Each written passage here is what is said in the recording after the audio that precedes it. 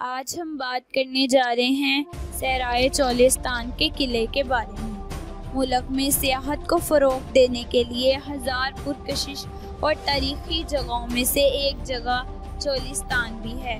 تاریخ بتاتی ہے کہ آج سے 5000 سال پہلے جب سکندر اعظم دنیا فتح کرنے کے لیے نکلا تھا تو اس نے یہاں چولستان میں اوچ قلعہ فتح کر کے کئی روز قیام بھی کیا تھا۔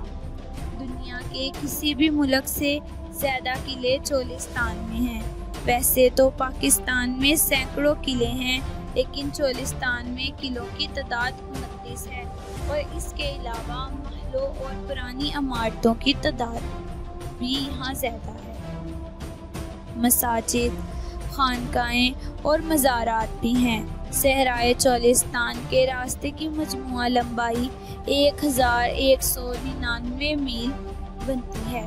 لوگ 3 اضلاع بہاولپور، بہاول نگر اور رحیم یار خان کے راستے صحرائی قلعوں کی طرف جاتے ہیں۔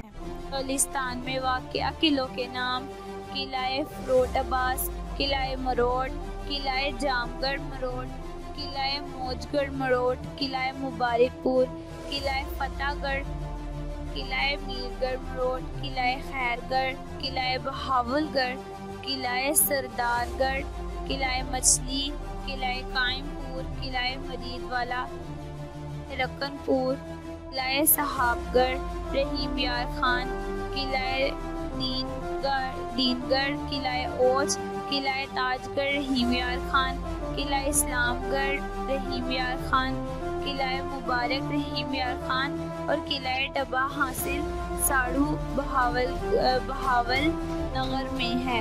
اس کے علاوہ بہت سے تاریخی عمارتیں، محلات اور مقامات بھی ہیں، جبکہ بہت سوں کا وجود ہی ختم ہو گیا ہے۔ اگر چولستان میں موجود عمارتوں اور قدرتی ماحول، کلچر، تاریخی قلعوں، پرانی عمارتیں کو توڑ کر توجہ مل جائے تو دنیا کے سیاحوں کا رخ پاکستان کی طرف ہو سکتا ہے۔ اس طرح پسماندگی اور بے روزگاری کا خاتمہ ہوگا، مبادلہ میں بھی اضافہ ہوگا۔ دنیا بھر میں صحرائے چولستان ایک تاریخی خطے کی حیثیت اختیار کر جائے گا۔ جس طرح لوگ گرمی کی شدت سے محفوظ رہنے کے لیے ہل اسٹیشنوں پر جاتے ہیں، اسی طرح وہی لوگ موسم سرما میں سن بات کرنے کے لیے چولستان کے ٹیلوں کا رخ کریں گے۔ مزید یہ کہ اس کے صحرا میں ایک بہت بڑا قدرتی فروٹ عباس ہے اور دولائے جنگل میں پنجاب حکومت نے تفریحی پارک کے منصوبے کے آغاز کا اعلان کیا ہے۔ ہاں، دور دور سے سیر کرنے کی خاطر لوگ آتے ہیں۔ شہزادے تو اس صحرا کے دیوانے ہو کر رہ گئے۔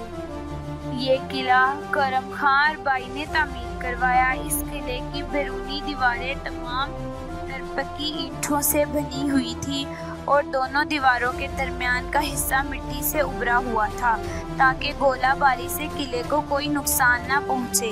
قلعے کے اندر مغربی حصے میں کئی فٹ گہرا اور کئی فٹ قطر کا ایک کنواں تھا جس کا پانی میٹھا ہے۔ قلعے کے باہر بھی 3 کنویں ہیں مگر ان کا پانی کھارا ہے۔ یہ بہاولپور سے مشرق میں بیکانیر کی سمت واقع ہے۔ اس کے اوپر 3 توپیں بھی تھیں جو اب نہیں ہیں۔